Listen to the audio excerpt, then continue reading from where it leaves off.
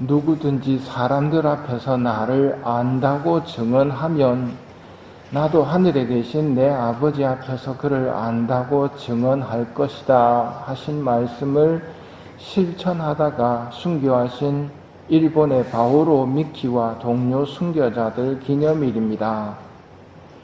오늘 예수님의 가르침은 계명 준수의 순서에 대한 가르침입니다. 손이나 몸을 씻고 접시나 그릇을 씻는 정결례의 관습이 나쁜 것은 아니지만 이 가르침으로 다른 사람을 판단하고 고발하게 된다면 잘못된 것입니다. 안식일 규정이 잘못된 것은 아니지만 고통 속에 있는 병자 치유를 안식일이라고 금하는 것은 하느님의 뜻이 아니라고 예수님께서 가르쳐 주십니다. 양이 안식일에 구덩이에 빠졌다고 하자. 그러면 그것을 잡아 끌어내지 않겠느냐? 사람이 양보다 얼마나 더 귀하냐? 그러니 안식일에 좋은 일은 해도 된다 하시고 손을 뻗어라고 하시며 손이 오그라든 사람을 고쳐주십니다. 그러자 바리사이들은 어떻게 합니까? 예수님을 어떻게 없앨까 모의를 합니다.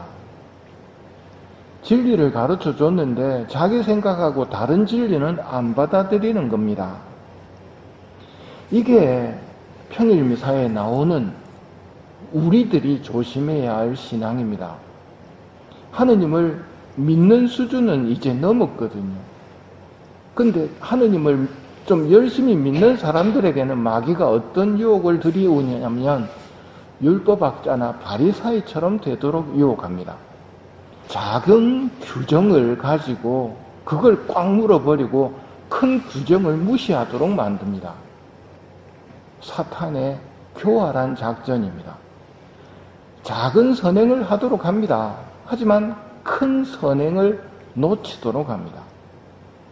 그 인사도 상황을 봐가면서 해야 됩니다.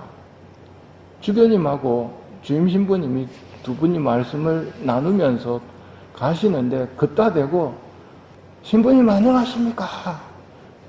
뒤통수에다가 이렇게 인사하면 됩니까? 안 됩니다. 목례만 하고 가면 됩니다. 순서를 제대로 알아야 합니다. 그럼 제일 중요한 게 뭐겠습니까? 내 마음을 다하고 목숨을 다하고 정신을 다하여 주 너의 하느님을 사랑해야 한다. 이것이 가장 크고 첫째가는 계명이고 이웃을 너 자신처럼 사랑해야 한다는 것은 둘째 계명이다. 첫째와 둘째를 구분할 줄 알아야 됩니다. 온 율법과 예언서의 정신이 이 두 계명에 달려있다. 지금까지 뒷담화 해보신 분들은 뒷담화의 내용을 한번 들여다보십시오. 틀린 말은 안 합니다. 틀린 말은 안 하는데 작은 선을 붙들고 있는 거예요. 그러면 안 되지. 그러면서 사랑은 놓쳐버렸단 말입니다.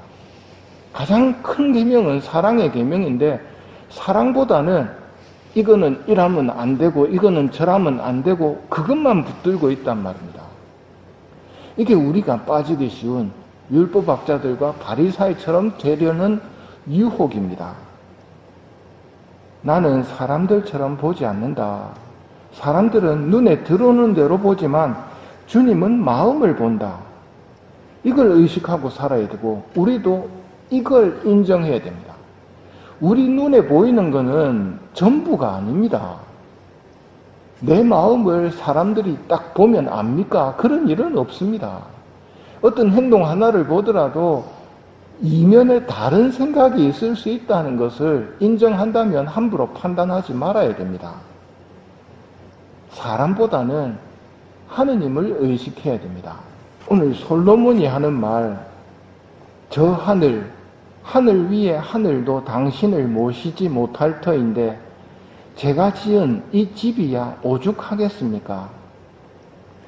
하느님을 조금이라도 알면 하느님에 대한 두려움이 있어야 됩니다.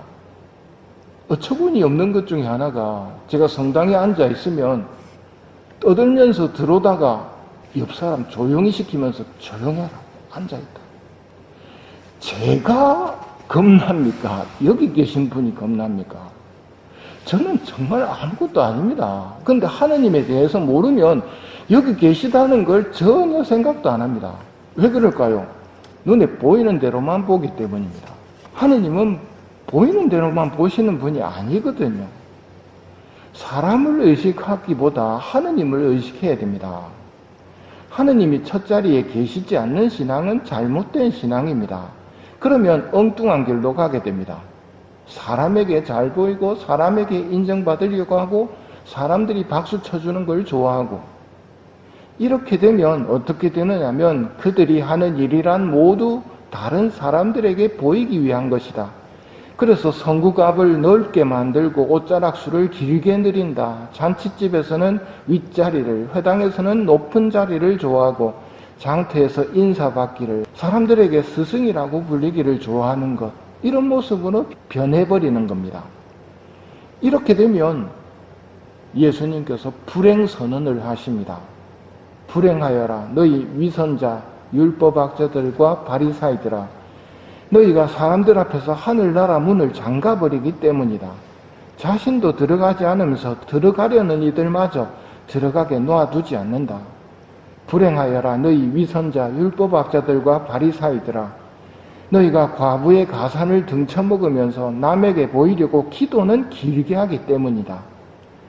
불행하여라 너희 위선자 율법학자들과 바리사이들아, 너희가 박하와 시라와 소회향은 11조를 내면서 의로움과 자비와 신의처럼 율법에서 더 중요한 것들은 무시하기 때문이다. 그러한 11조도 무시해서는 안 되지만 바로 이러한 것들을 실행해야만 했다. 눈먼 인도자들아, 너희가 잔과 접시에 겉은 깨끗이 하지만 그 안은 탐욕과 방종으로 가득 차 있기 때문이다. 눈먼 바리사이야, 먼저 잔 속을 깨끗이 하여라. 그러면 겉도 깨끗해질 것이다. 우리의 고해성사도 이런 측면에서 한번 점검해 보아야 됩니다. 세상의 법정이라면 무슨 수를 쓰든지 내가 안 했다고 이야기를 하는 게 좋습니다. 그래서 억울하다, 어쩔 수 없다, 이런 변명들을 죄를 줄이려고 하겠지만 저기서는 그러면 안 됩니다. 저기서는 속을 보시는 하느님께서 다 알고 계시기 때문에 고해성사는 화해의 성사입니다. 화해를 할 때 내가 안 했다고 억울하다고 이렇게 빼기만 하면 화해가 될까요? 화해를 정녕 원한다면 잘못했습니다. 용서해 주십시오. 제 탓입니다. 이게 화해로 가는 길입니다. 그렇게 말할 때 아이가 네가 그렇게 했던 것은 그런 이유 때문이라는 걸 내가 다 안다 하신단 말입니다. 그런데 그렇지 않고 자기 변호에 들어가 버리면 화해가 안 됩니다.